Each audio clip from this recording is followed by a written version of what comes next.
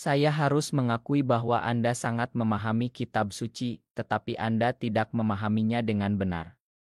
Saya tidak mengklaim memiliki jawaban atas pertanyaan Anda, tetapi saya ingin Anda menjelaskan dua hal kepada saya. Yang pertama adalah ketika Petrus berjalan di atas air menuju Yesus, lalu dia tenggelam ke dalam air. Yesus kemudian menunduk untuk menolongnya. Ketika mereka berdua masuk ke dalam perahu, menurut Alkitab, dikatakan bahwa mereka menyembahnya. Dalam bahasa Inggris yang jelas, dalam ceramah-ceramah Anda sebelumnya, Anda baru-baru ini mengatakan dan menjelaskan bahwa Thomas berseru, "Ya Tuhanku dan Allahku," sebagai bentuk keterkejutan. Namun dalam kasus seperti itu, saya yakin Yesus pasti akan menegurnya. Dalam hukum dan perintah, dikatakan untuk tidak menyebut nama Tuhan dengan sia-sia, karena itu akan menjadi bentuk penyebutan nama Tuhan dengan sia-sia. Bisakah Anda menjelaskannya kepada saya? Tidak ada apapun tentang Petrus yang menyembah Yesus. Anda lihat, kata menyembah ini adalah yang disebut penyembahan. Jika Anda membuka Alkitab baru Anda sekarang, Anda akan menemukan kata yang berbeda untuk menyembah. Jika Anda membuka RSV, Anda akan menemukan kata yang berbeda untuk menyembah. Jadi, apa saja alternatifnya? Apa sinonim yang digunakan untuk menyembah? Setiap orang saat ini menggunakan kata menyembah, tetapi tidak bagi orang Yahudi. Jika orang Yahudi menyembah Yesus, itu berarti semua murid menyembahnya. Jika Petrus menyembahnya, maka semua murid lainnya juga pasti menyembahnya, karena Petrus adalah pemimpin para murid. Namun, kita tidak menemukan dimanapun bahwa para murid pernah bersujud di hadapan Yesus pada waktu tertentu, baik ke-11 atau ke-12 muridnya. Penyembahan berarti bahwa Anda adalah Tuhan kami. Anda lihat, kata menyembah ini, coba tanyakan kepada umat Katolik Roma. Mereka memiliki pengetahuan yang baik tentang kitab suci. Mereka mengklaim memiliki rantai kepemimpinan yang tidak terputus dari Petrus pertama hingga saat ini. Sekarang, tanyakan kepada mereka, berapa jenis penyembahan yang ada? Mereka akan memberitahu Anda bahwa ada 3 jenis penyembahan yang berbeda. Misalnya, Anda mengatakan tentang kekasih atau tunangan Anda, "Saya menyembahnya." Tetapi ketika Anda mengatakan Anda menyembahnya, apakah itu berarti Anda mencintainya secara ekstrim, tanpa batas?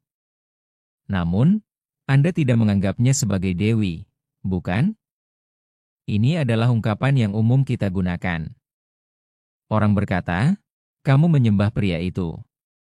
Orang lain berkata, "Uang adalah Tuhan saya," atau "Wanita adalah Tuhan saya," seperti yang dikatakan orang Prancis. Anda mengatakan, "Kamu menyembah uang, kamu menyembah wanita." Tetapi Anda tidak mengatakan, "Uang adalah Tuhan saya," atau "Wanita adalah Tuhan saya." Namun, apakah Anda menggunakan kata menyembah? Ya, karena menyembah juga bisa berarti bentuk cinta yang sangat ekstrim. Mungkin Petrus merasa sangat terharu dan dalam luapan kasih sayang, dia mungkin memeluk Yesus. Menurut versi King James Anda, kata menyembah digunakan di sana. Jika itu berarti dia disembah sebagai Tuhan, maka itu akan menjadi sesuatu yang berbeda. Seharusnya mereka mengatakan, "Dia adalah Tuhan kita," tetapi mereka tidak mengatakannya. Jika mereka semua menyembahnya, itu seharusnya dinyatakan dengan jelas. Namun, tidak pernah kita dengar bahwa mereka menyembahnya sebagai Tuhan. Sebaliknya, Yesus sendiri berkata, "Sembahlah Allah, Bapa di surga. Dialah satu-satunya Tuhan. Dialah Tuhan yang sejati." Tidak pernah sekalipun Yesus berkata, "Akulah Tuhan, sembahlah aku." Apakah dia pernah mengatakannya? Jika iya, tunjukkan buktinya. Saya telah membuat pernyataan yang sangat sederhana dan langsung. Jika Anda dapat menunjukkan kepada saya dalam Alkitab Anda, versi apapun, di mana Yesus berkata, "Aku adalah Tuhan," atau di mana dia berkata, "Sembahlah aku," saya akan menerimanya sebagai Tuhan. Jika dia berkata, "Sembahlah aku," saya akan menyembahnya. Tetapi harus Yesus sendiri yang mengatakannya, bukan Petrus, bukan Yakobus, bukan Paulus. Dia harus berkata, "Aku adalah Tuhan." Dia harus berkata, "Sembahlah aku." Karena jika dia memang Tuhan, maka keselamatan saya bergantung pada hal itu, dan saya tidak ingin masuk neraka. Saya ingin mengikutinya. Sekarang itu hanyalah selingan dari saya sendiri. Itulah inti dari permasalahan yang sedang dibahas. Anda sedang menggambarkan cara-cara penyembahan yang sebenarnya tidak dijelaskan oleh Alkitab sama sekali. Tetapi aktanya adalah para murid menyembahnya di dalam perahu, dan dia menginginkan mereka melakukannya. Itulah yang dikatakan dalam Alkitab. Yesus menunjukkan kepada Anda bagaimana cara beribadah. Di Taman Getsemani, jika Anda ingat, dikatakan bahwa dia pergi sedikit lebih jauh, lalu bersujud dan berdoa kepada Tuhan, bukan? Saya telah memberi Anda sebuah contoh. Anda sedang menambahkan kata-kata ke dalam Alkitab. Anda akan menemukan bahwa itu ada dalam Matius, dan dia pergi sedikit lebih jauh. Kecuali akta bahwa dia bersujud itu tidak masuk akal. Tetapi itu adalah akta nyata. Para murid Yahudi, ingatlah bagaimana orang Yahudi beribadah. Lihatlah, jika Anda ingin tahu bagaimana umat Muslim beribadah, pergilah ke masjid. Masuklah ke dalam masjid dan lihat bagaimana mereka beribadah. Mereka mengucapkan, Allahu Akbar, mereka berdiri, membaca ayat-ayat tertentu, kemudian mereka membungkuk, berdiri kembali, lalu sujud dengan dahi menyentuh tanah. Beginilah cara umat Muslim beribadah. Jadi, jika saya berkata bahwa orang-orang ini beribadah, apakah itu berarti mereka mencintainya dengan cinta yang sangat besar?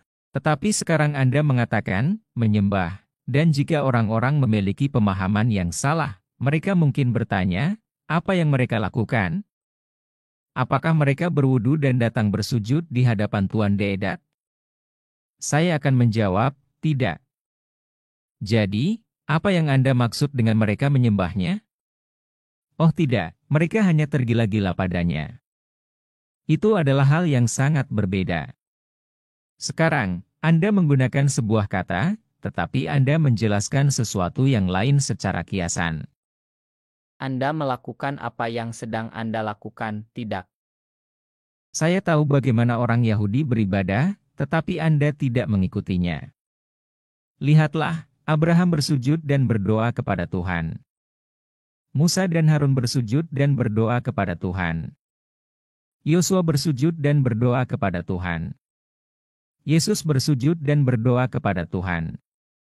Lihat, semua orang bersujud dan berdoa. Apa artinya ini? Inilah cara beribadah kepada Tuhan, bersujud dan berdoa. Paus, kemanapun dia pergi, dia mencium tanah. Dia melakukan sujud seperti yang dilakukan seorang Muslim. Mungkin dia sedang berkomunikasi dengan tanah. Saya tidak tahu, tetapi dia melakukan persis seperti yang dilakukan seorang Muslim. Lalu, Anda mungkin berkata bahwa dia sedang menyembah tanah. Ketika dia pergi ke Nigeria, dia menyembah tanah di sana. Ketika dia pergi ke Polandia, dia menyembah tanah di sana. Tidak, dia tidak menyembahnya. Dia sedang menunjukkan bentuk kerendahan hati atau rasa hormat, mungkin. Tetapi sekarang, Musa melakukannya seperti itu. Yesus melakukannya seperti itu. Abraham melakukannya seperti itu. Yosua melakukannya seperti itu. Tetapi Anda tidak melakukannya, jadi Anda memiliki pemahaman sendiri tentang ibadah.